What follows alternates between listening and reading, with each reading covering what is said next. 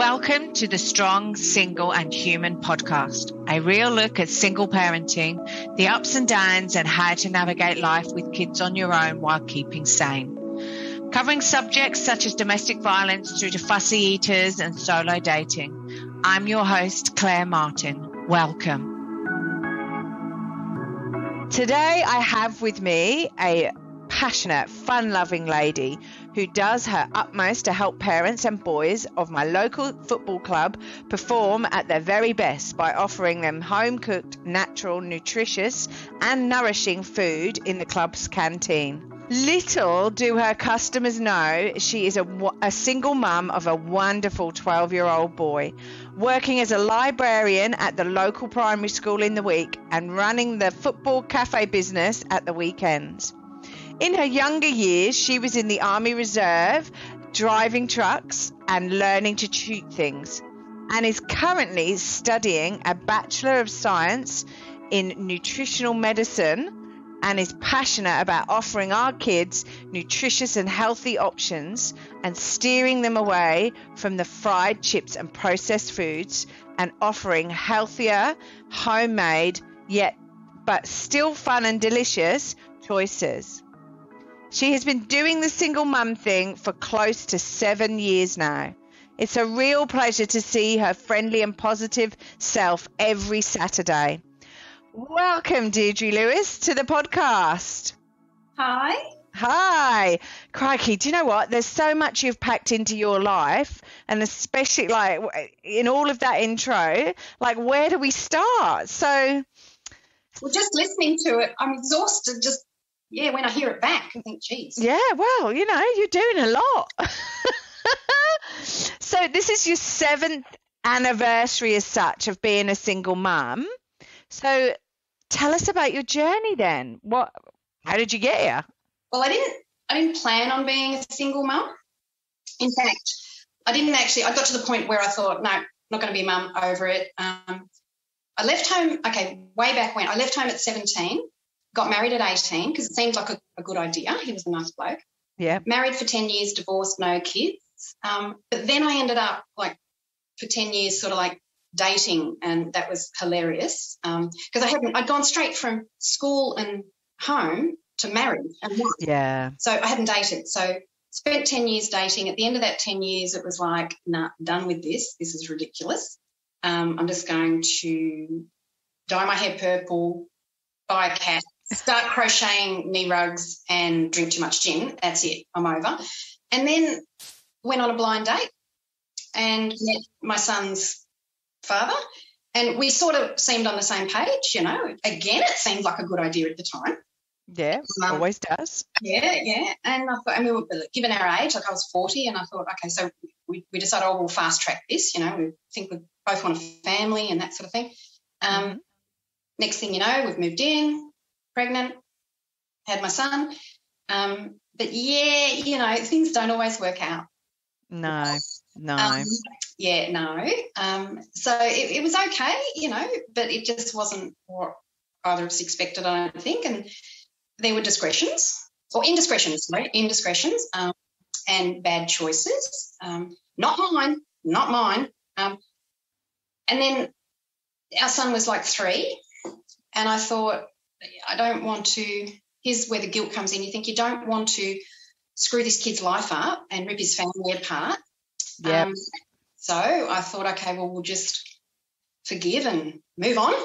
And and I agree with you. I mean, I went through exactly the same thing when my son was a year. It's like, you know, you just want them. Everyone says, being a single parent, you're going to destroy your kid's life, you know, and, you know, children of single parents, you know, there's more challenges when they grow up to be adults and all of this stuff, addiction and et cetera, which isn't necessarily true, but yeah, it feels like you're ripping their life apart, and yeah. Oh, it does, and it's just, and I didn't want to do that, so I thought I would gave it another 3 years, but in that 3 years, nothing had really changed.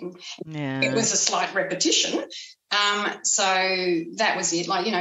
burn me once, I'll forgive you, but burn me twice, game over, sunshine. So I had to do it. And I also, the relationship wasn't good between us, and I thought I'd rather my son see no relationship rather than an example of what, was just not it wasn't violent or anything traumatic like that, but it was just the average. And I thought, I don't want him growing up thinking that's what you aspire to in a relationship with a person. I wanted him to see love. I wanted him to see togetherness, and there wasn't any of that. So I thought I'd rather him see nothing than a bad example.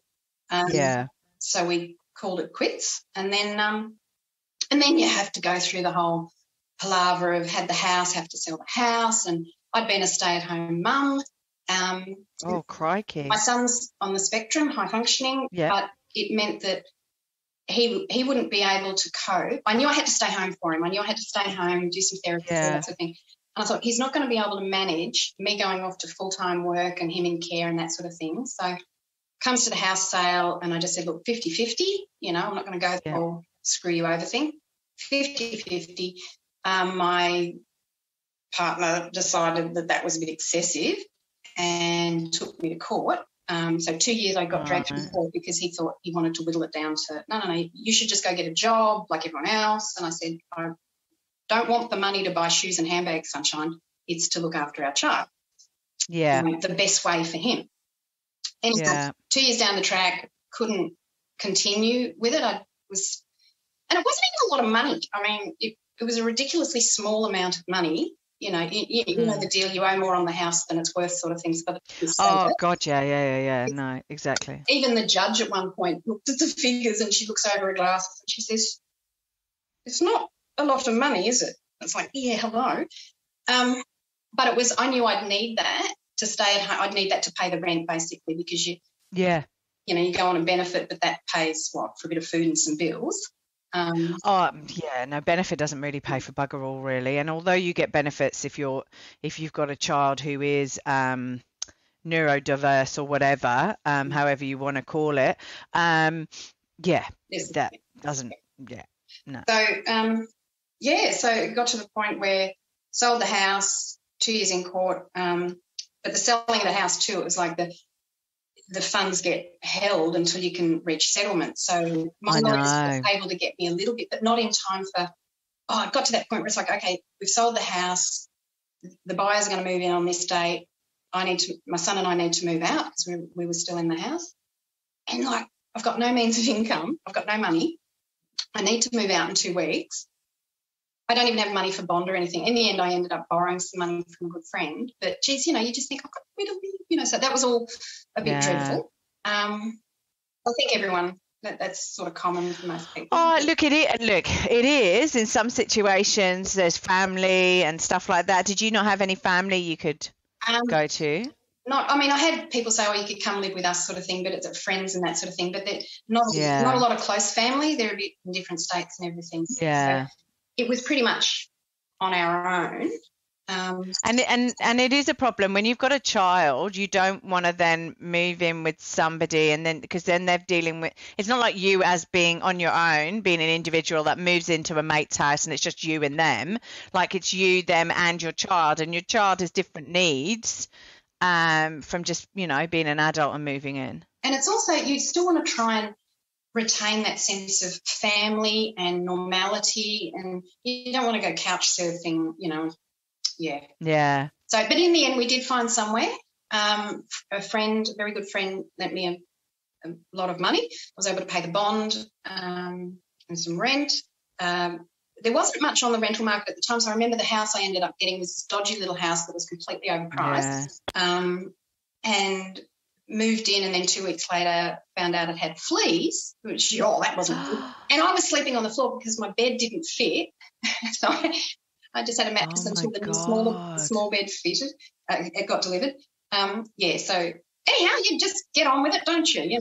Well, do you know what? You do that, but oh my God, fleas is not pleasant in any way. If anyone's got a cat or a dog or whatever and they've ever had fleas, it's just Got rid of them, but yeah. But and it's just from there I've just learned how to be a single mum. So okay, so like, did you get a job then? Did you get a job straight away, or did you struggle through? No, that actually, it's really hard. Like, you're a stay-at-home mum. Now, in my past, I've had quite high-level jobs, high-level executive assistant to like directors, chairman, CEOs, did project management. So right up there with like using the old brain activity. When you're a stay-at-home mum, good Lord, it reduces itself down to, I can make a really good Vegemite sandwich, It's like you're not stretching the brain that much. Yeah. So you do lose your confidence. You forget what you can do. Yeah. So the first thing I did was obviously you go on the benefit, and I thought, no, I do need to stay home. I can't go out to work. I'm sticking by that. I ended up pulling out of the settlement, The court case. court case, and accepting quite a low figure. But I thought that's enough to pay my rent for probably about 3 years, and I just accepted that. I thought, Yeah, and then you get out, and then you can get and on then with I'll it. just get a job and do that. But I know I'll need about 3 years at home with my son, sorting him out, being there for him, and I'll just use the money I got from the settlement to pay rent. So that was a given. I just accepted that.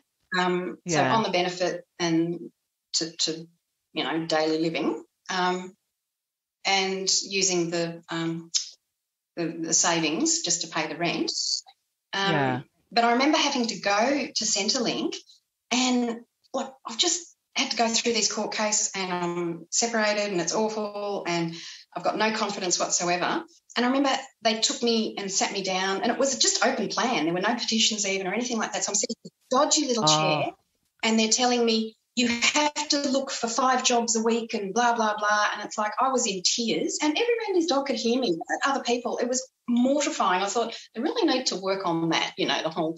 Yeah. In the end, they said, okay, if you're studying, and that's actually when I thought, okay, well, I'll study. This is okay. Because if you're studying, then you don't have to look for work. I actually said to them, I can't look for work. I don't know how. I was in tears. I was having a panic attack, I thought, this is really hard. So I thought, no, I need to stay. And I told them, I can't go to work. I'm not going to look for a job because I can't go to work. I have to be there for my son as well, And it's like, no. So I thought, okay, we'll work around it. There's always a solution. You can do certain things to be exempt from looking from work if you still want to get the benefit. Yeah. One of them was study. So, okay, what do I want to do? What am I passionate about? Nutrition and food. Bachelor of Science. I started studying, and I'm still studying. It's taken me forever. Yeah. I haven't got. Well, you didn't start off with an easy one, did you? Like a Bachelor of Science is like not like going and studying a language or something. You do know what I mean? It's like a Bachelor of Science. Well, yeah, I don't have to do anything. You give it a good crack. So that's what I did, and then I suppose it got to about 3 years ago. 2 things happened. One, the savings was running out. Oh, yeah, no, I know. Like, doesn't last very long with kids. Yeah, only have a couple more months rent on that. And also my son had got to the point where, at 10 years of age or 9 years of age, he was good, okay? He could manage himself. Yeah. I felt comfortable that I could go out and get some work and that he would be okay. And cope. I ended up getting a job at a school by accident. I'm not a librarian, by the way. That's a job, but I'm not qualified or anything as a librarian. Yeah. Absolutely love it. The kids are a bit much. There's loads of them at a school, Oh, yeah. Oh, God, busy. But love them. And so it works out fine. It's school hours, which means I can still be there for him. It pays dreadfully because it's Department of Education. Anyhow, but those jobs do.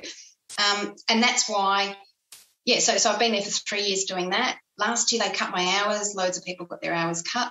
So then I just needed to make some more money, and that's why I thought, this came up to run the cafe canteen at the soccer club. So I thought I'll take that on to, pad out the cash and like 7 days a week.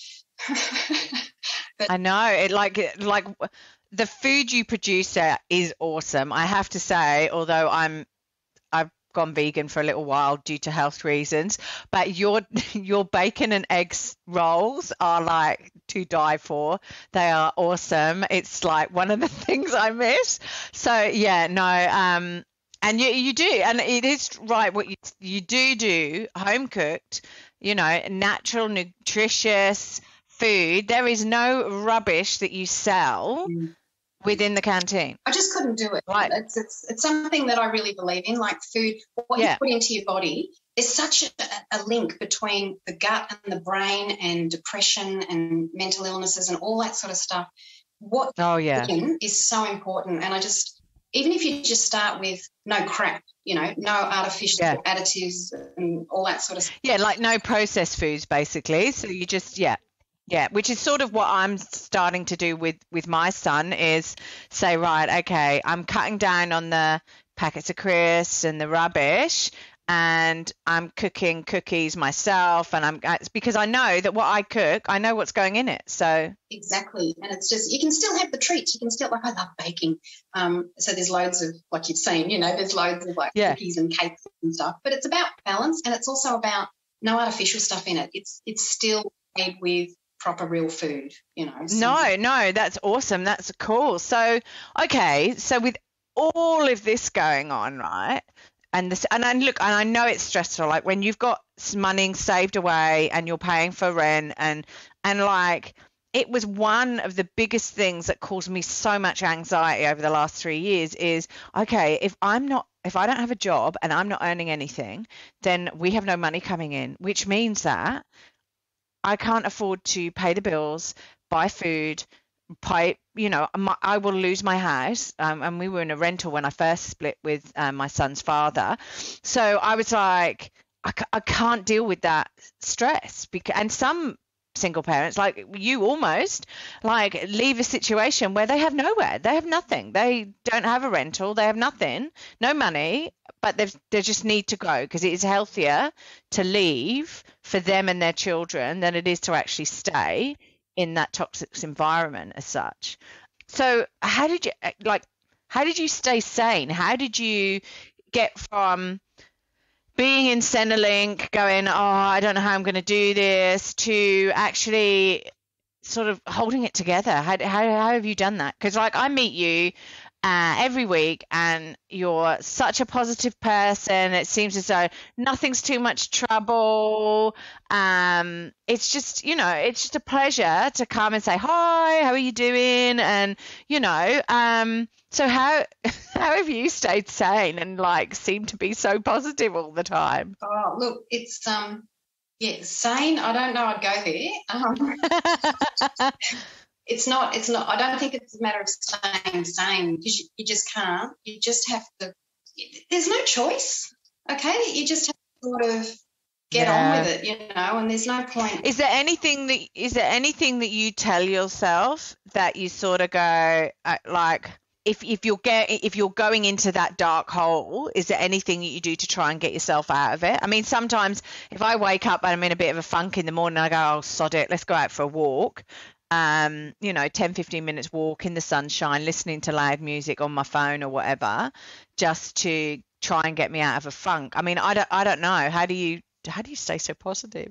I think that there are things. Okay, so you do actually. I do. I'm not always positive. No, I know. None of us are. But it's. I mean, I go down that black hole of misery sometimes. And you're just there going, I just can't do this. This stuff, Yeah. And then you think, no, pull yourself together, Deidre.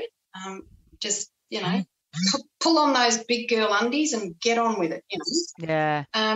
It's just, I don't know. And there's things you can do, the same as what you just said, for me, nature. Okay. So music. I'll turn music on loud and I'll sing along. You just, I don't know, it's very good and feel it. My son sometimes says to me, Mum, stop, it's painful. And it's like, that's harsh. Yeah, I get told to stop singing in the car all the time. I don't know what the other drivers think, but yeah. But yeah, things like that. And believe it or not, baking actually calms me down. Oh, really? So you could probably tell, I used to call them sanity bakes. There you go. I used to call them sanity bakes. Yeah. See, there we go. All gets a bit much for me. There's the sanity bake, and it's only my son and I at home, so I'd end up taking the stuff into work or handing it out to people, but it's like you can tell how much I've baked is a good indicator of how to centre myself. Yeah. So, baking, yeah, just things like that. But I think it just all boils down to you have no choice. You just have to go on with it. Don't feel sorry for yourself, see the funny side of things. Yeah, look, I mean, sometimes if I get bent out of shape and I'm like, oh God, I wish I wasn't in this situation or whatever, I have to think about all the things that I'm grateful for. So like, yeah, this isn't what I would class in my blueprint of how I thought my world was going to end up at the age I'm at, that this was going to be what would be my world, but it is. However, I have a job, I have my son, I have a roof over my head, I'm living in Australia, which is awesome. If you saw the COVID figures and all of that stuff regarding the UK, I've got a beach 3Ks away. I can do, I can do what I want within reason if it's not a lockdown. Sorry, Brisbane, Queensland, New South Wales and all of those places are in lockdown at the moment.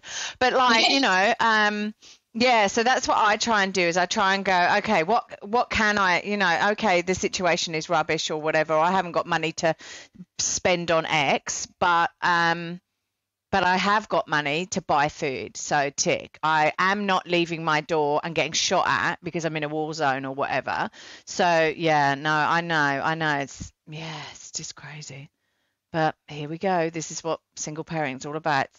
It's all about thinking about the different tactics to try and get you through because it's bloody hard. Do you know what I mean? Oh yeah. Yeah. I know what you mean. And everyone has different situations and scenarios, but at the end of the day, we're all trying to do it on our own and get through and have sane kids at the end of it. So, So what has been your biggest challenge over the last 7 years of doing the single mumdom sort of thing? Loneliness. Yeah. And not loneliness like I've got friends, I've got family, and there's people around me all day, every day, too many, like that. It's not that. It's it's the loneliness of at the end of the day. Yeah. You're on the couch by yourself. There's no one to hold your hand on the couch by yourself. The loneliness of going to bed each night by yourself, and it's the loneliness of not having, when something comes up, a decision, something with your child, or you've got to talk about it. I mean, friends are there, family are there to talk about it with you, offer help, all that sort of thing. But it's not the same as having someone riding shotgun with you, equal responsibility and equal weight for stuff, for decisions. And that's the loneliness. It's knowing that it's just you, babe. Yeah. It's just you. You've got friends and family, but when it comes right. Yeah, nobody there to support you. Yeah, no support. Nobody's got your back as such. You've got to have your own back. Look, to tell you the truth, there are times where I sit there and go, yay, I'm so glad and grateful that it's just me and my son. But I do get you. There are other times where I go, yeah, it would be good to if he's done well at school and you want to go, hey, guess what, because it's a lot of people think single parent, the hardest thing is the physical stuff, you don't have someone to help you with taking the garbage out, doing the lawn mowing, all that sort of physical stuff. It's not that, it's the emotional feeling that you're the only one responsible. I mean, my son's father does get involved and I can ring him in that, but it's not the same as having them there and experiencing it with you. If there's an issue. Well, they're not there on the night where with me, it was quite funny because my son's dad was over on Friday night to pick him up and we were all going to Auskick together. And basically, my son is a nightmare for if he's in front of the TV watching the TV. And I said, come on, we need to go. And my son was like, yeah, okay. And my ex just turned around and went, come on, your mother said we need to go. And he went, okay, Dad, got up and went. And I'm like, I just sat there and went, okay, why can you do it for your dad and not me? But it's, but it's what they do because they live with you all the time. So they're just a little bit like, yeah, I'll just push it. I know, push the buttons. But look, there are times where I go, oh God, I wish I just had somebody to just back me up. I mean, don't get me wrong. The practical stuff would come in handy too. Do you know what I live in fear of these? Well, okay, not fear, but dread. I live in dread when a light bulb goes. I kid you not. It's like, no, it's like another thing to add to the list. Like there's already so much to do that you've got to do by yourself. And then the light bulb I've only got 2 downlights in the kitchen. So if one goes, I'm in the dark, and it's like, okay, fine. And it's like, that's me. That'll be me changing the light bulb. And they're really strange. And it's like, schlep the ladder out of the garage, get it in, get up on it. I don't like being up on the ladder. And then you can't get the bloody things out. Have your glass and all the bugs fall out. And it's like, I would just love there to be wouldn't you love someone to just change your light bulb? Yeah, well, I can do that. And like you said, you can do it as well. But it's, I mean, I'm hard. Yeah, don't get me wrong. I know how to change a light bulb. I know how to use a little sander. No, but But wouldn't it be good just to, and trust me. Well, I've got trees. I've got trees in my back garden that I need to dig out. But the thing I find a challenge is like it's like undoing a jar. Sounds really stupid, but undoing a jar. And if you're like, if it's really tight jar or it's a tight screw in the wall or whatever, or you need to get something out. And I'm fairly strong. I can still pick my son up at the moment, which is insane. But it's just, you need that extra like leverage or strength or whatever just to, and sometimes there's stuff I've done and I've gone, oh, sod it, I'm leaving it. And so I've got a screw that's halfway sticking out or whatever because I can't blooming do it. But yeah, no, that's fair. So, okay then. So like, what's been your greatest moment? So looking back, and there may be many, there might have been many, but what do you look back on and go, yeah, proud of that? Well, I don't know, like specifically related to being a single mum. No, it doesn't have to be. But greatest moment, I swear, it's having my son. I grew a person. Like, no shit. But how amazing is that? Like scientifically, I like a bit of science. I grew a whole person. And I didn't think I would. I'd given up. He was my last good egg. I was 42 when I had him. Yeah. Seriously, my last good egg. And I thought, no, it's not going to happen. But yeah, I grew a person. So having him, I can't believe best thing I've ever baked, Yeah, well, that's true. Yeah, that's true. Yeah, look, I have to agree as well with you there because I was 44 when I had mine. So, yeah, that was definitely my last good egg. I tell you that for nothing. But, yeah, no. And, yeah, it's insane. Like you say, you grew a person. I know. It's a funny story with him actually because I wanted to, because I knew this was it. This is my last chance, my only chance, last good egg. I'm going to embrace this whole birthing experience. I'm going to do it the natural way. I had like you can laugh. Yeah. I did the same. And that ball thing that you meant to roll around, I don't even know what that was for. Anyhow, so didn't even read the chapter on cesarean because I was going to embrace the agony of childbirth, Yeah, me too. And it was my one and only chance, So how 2 weeks before he's due, I'm in there getting my ultrasound and the nice little midwife there is just scanning around and she's looking a bit worried. I said, "You're right there, love." She said, "I can't find his head." And I was like the size of a house, right? And I said, "Honey, it's in there somewhere. Keep looking." Yeah. Then she goes out and gets some assistance, comes back. My son's turned sideways. So instead of facing south, he's trying to get out a kidney, Oh, my God. And that's all so they said, "Look, we'll give it 2 weeks and see if he turns naturally." Yeah. And he didn't. 2 weeks later, he's still facing the wrong way, bless him. And then, so they said, "You're going to have a cesarean." And I said, "I already read that chapter. That's not going to happen. I'm not prepared, So I'm having a panic attack. And they said, no, it has to be that." I was like, okay. So I freaked out because I thought, I don't want an operation. This is freaking me out. Too. Where's the whole experience? I'm being cheated. Cheated. So a week before this cesarean's booked, I start to get what I now know as contractions. Like, hello, those frickers hurt. I can tell you now. I had like one, and it's like, are you kidding me? Okay. And then another one, and it's like, okay, the novelty's wearing off here. These are bad. So off we go to the hospital. And like, I swear I've had maybe 4 or 5 contractions. That's it. 4 or 5 contractions. I'm sitting there like in my moo-moo while they're waiting to get the guy, the surgeon guy, doctor, whatever he is. Yeah. And I'm in agony. And so I said to the midwife, because I knew, okay, there's stages of labour. Yeah.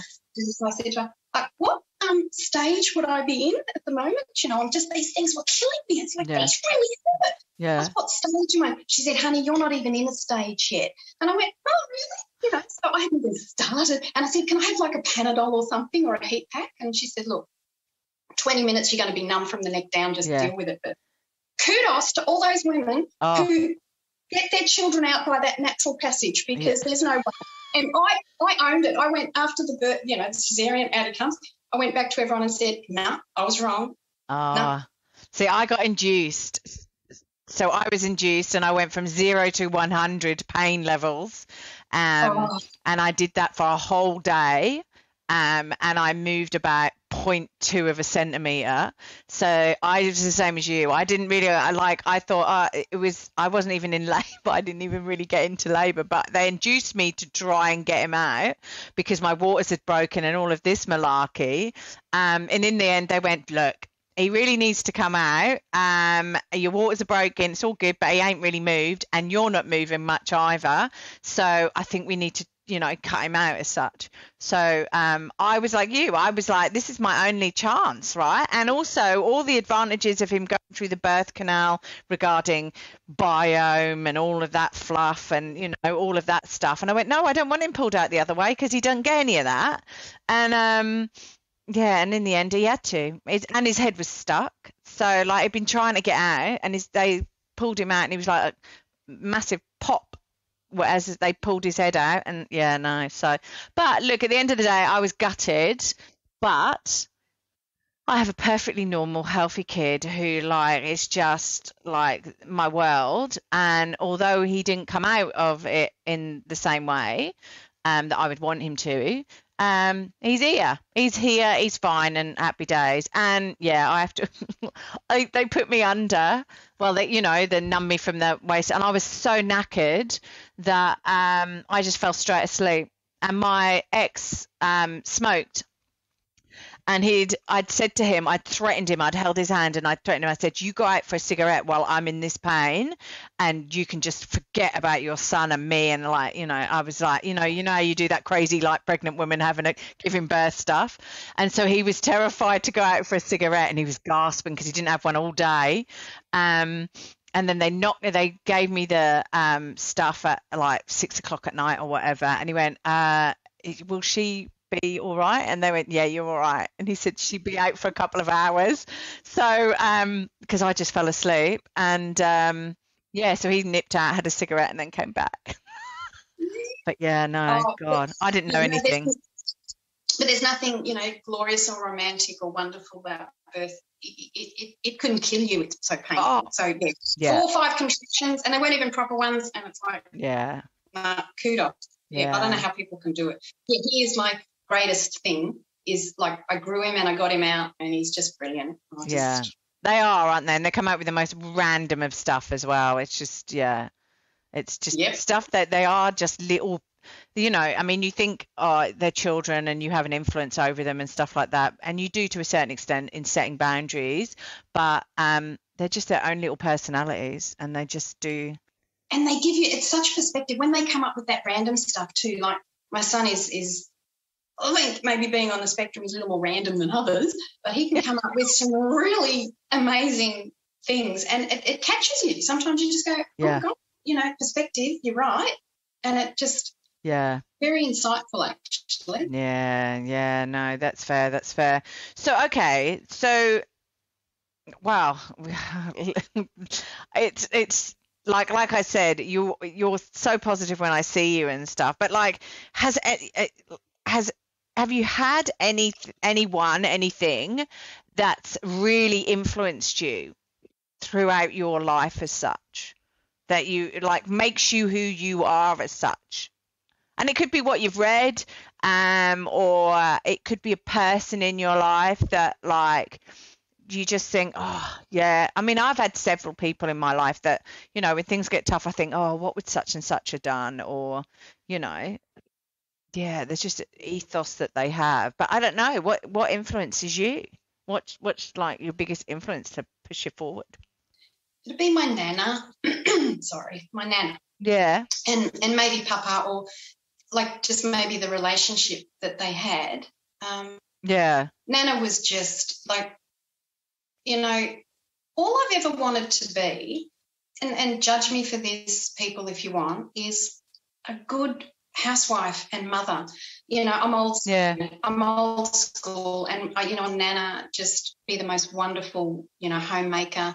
Papa respected her traditional roles, which I'm a fan of, you know, traditional roles. Yeah.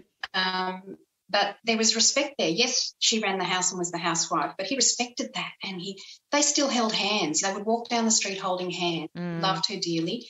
She was a tough old thing, though.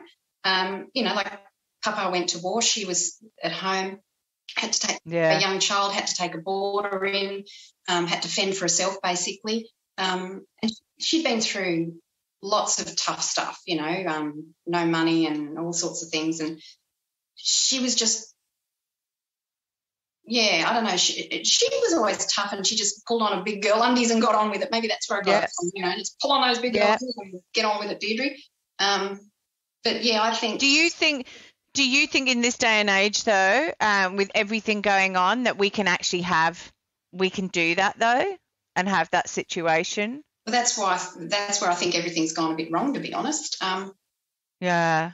Society, what's happened is society's got bigger than it can handle.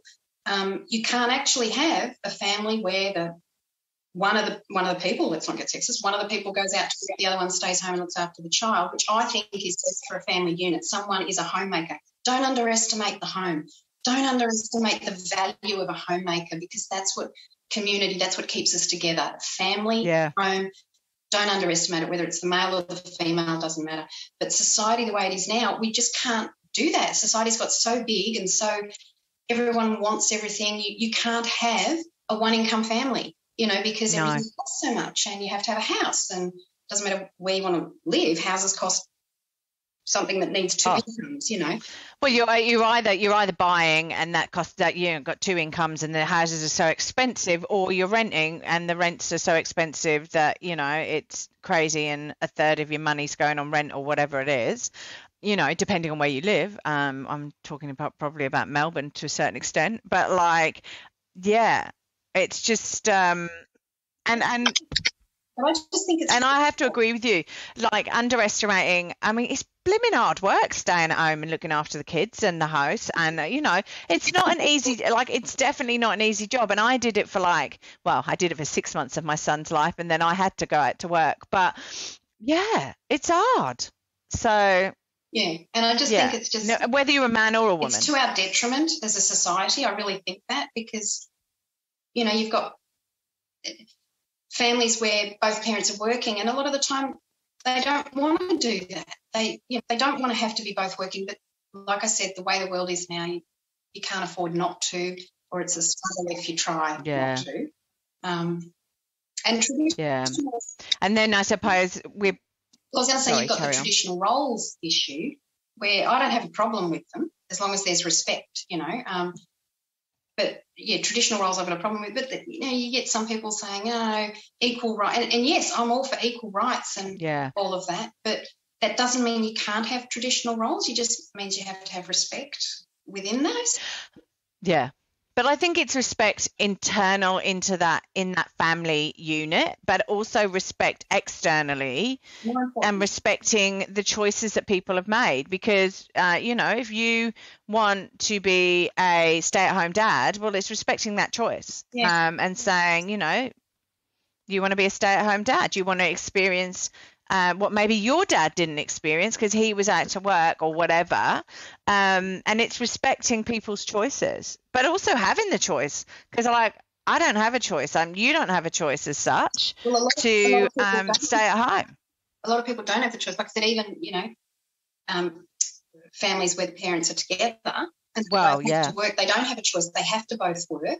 A lot of people don't have the choice. And like I said, or we're pear-shaped when we climb down out of the trees. Well, that's true, actually. Maybe we should have stayed up there and just done the hunter-gathering, foraging stuff. But that would have been simple then. Oh, wouldn't it? I would love life. No baking, no, because there wouldn't have been no ovens then. I'd find a way. I'm resourceful. Yeah, well, that's true. I'll find a way. You'd be baking on some pot on a fire, wouldn't you? And they'll be bringing out these fantastic cakes out of these, or you'll be making sourdough all day. Oh, yeah. God love you.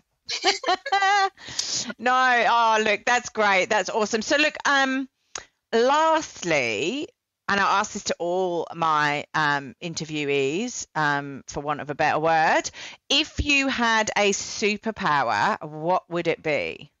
Now, I've heard quite a few of these, so. All right, superpower. Okay, not so much a superpower. Okay. Not so much a superpower, but okay, so here we go back to the whole old school thing. You know that show Bewitched, Samantha Stevens? Yeah. Yeah, twitchy. I want to be a good witch, but I would want to be a witch. How good would that be? You could, like, twitch, the light bulbs are changed. Twitch, the dishes are done. Twitch. Oh. Yeah, because the list of things to do as a single parent is so freaking big and long and overwhelming. Just to be able to tick a few off. So I want to be Samantha Stevens. Okay, Darren. You want to be a witch. Well, a bit of a twat. Okay, so granted, but not with a cauldron. You don't want a cauldron. You need an oven for baking, but like not with a cauldron. You just want a like magic wand, like Harry Potter, to go right. Do that. Change the light bulb. Cut the grass. Yeah, and I promise I would only use my powers for good, not evil. Yeah, no, that's fair enough. I mean, that's sort of subjective, but you know. I could twitch myself up. I tell you what, I'd twitch myself up a nice light bulb changer, that's for sure. Well, that's fair. Yeah, can you twitch me up the lotto winnings? Because that would be good. Yeah, no. I don't even want much. Like just $500,000 would be good. I've got dibs on Powerball. Oh, okay. Well, if I win it, then I'll hand you some over. And if you win it, just give me $500,000. That's all I want. What is it, like 60 million this week? You share them. I know, that's ridiculous. Who gets that? Is it real? Does someone actually win it, or is it just like a fake news thing? No, it's like real. But like to win Powerball is apparently supposed to be pretty hard, like harder than the other ones. Apparently, somebody was telling me the other day. But I know. Look, thank you for coming on board. I know you were a bit nervous about coming and talking to me, and I grabbed you at footy and said, soccer, I'm in the wrong country, but at soccer, and said, hey, you're a single mum and this is what I'm doing, and I think you would be awesome on here. So look, thank you for coming on. It's been great actually talking to you and learning and listening about everything that you've done, because that everyone, all us single parents are going through similar sort of stuff, and that's one of the reasons I started this, was to get people like yourself on. We've been doing this for like 7-10 years, 5 years, whatever, and just to say, it is pretty shitty at times, but this is how I've got through it, and I'm still going and I'm still sane, and my kid's great, and all of that sort of thing, to just sort of say to people, it might be a bit dark and a bit rubbish at times, but don't worry, you can we're all going through it together. Yes, pull on your big girl undies and get on with it. That's right, big girl undies, people. Go to Target, $10. Yes. I actually suspect that might be why I'm still single, but never mind. Well, no, I'm just single because I choose to be. It's all good. I don't think I can deal with the dating apps, and that's a whole different story. And oh my God, they do my head in. But that's another podcast episode. Later on, I'm going to do a group talk about dating apps and whether they're good for us or not, because I don't think they're good for us. I think we're getting into a very commoditized dating situation. Swipe left and swipe right. It's like buying from a shop. So, be interesting to see what people say. So there we go, advert for everyone. If you want to come on board and talk about the dating apps that are out there, whether you've had fun, whether you've not had fun, whether you just think it's rubbish and you're off them now. Let me know. Write in and let me know. It'll be all good. Okay, look, I'm going to stop there. We could talk forever, mate. Thank you for coming on board again. And I'll see you at soccer in a couple of weeks, because we're at school holidays at the moment. We are. And England to win the Euro 2021. Okay. All right. Thank you, Claire. That's all right. Speak to you later. Bye. Hey, everyone. Thanks for listening. If you enjoyed this podcast and would like to hear more, please hit subscribe wherever you like to hear podcasts. If you'd like to support us further, share this episode with your friends and family on all the usual social media platforms that you're normally on. And finally, drop us a review on iTunes, as I'd love to hear your thoughts, comments, and ideas. It all helps me to understand and produce awesome content that I know you're going to want to hear, like this. If you want to check out past episodes, write to us, appear on the podcast, or for links, resources, and show notes, go to our website, www.strongsingleandhuman.com. We are also on all the usual social media platforms, Insta, Facey, and Twitter. Have a wonderful week, and I hope to see you back here again soon. Be kind to yourself, and remember, no one's perfect, and we're all just putting one foot in front of the other and doing our best. I'm Claire Martin, and you've been listening to the Strong, Single, and Human podcast.